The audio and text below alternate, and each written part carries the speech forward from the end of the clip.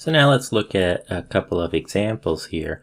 So the first one asks to find the average rate of change, or slope of the secant line, that would be equivalent, of this function f of x equals the square root of x minus 5 over the interval 9, 21. And if this had been a position function, we'd probably be calling it average velocity. All the same problem.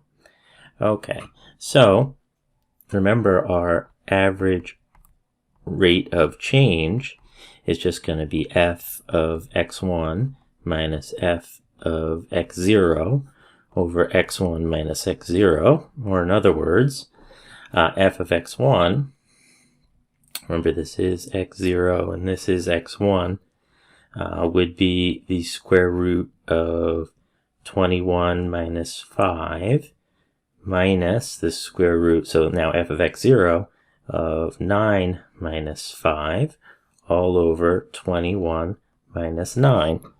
Or in other words, square root of 16 minus the square root of 4 over 12.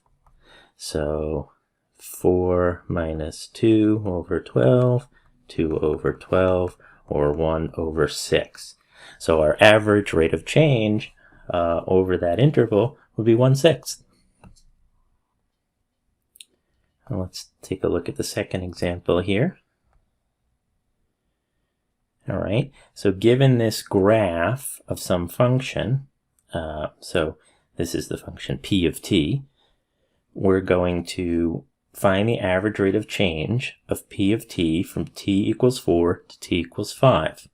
All right, it's exactly the same problem, except we're going to do a graph from a graph rather than from the function itself.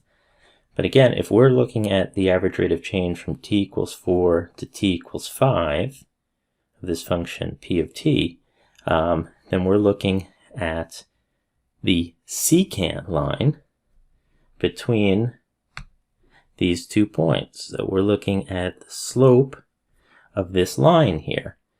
So that, maybe I'll do it right up here.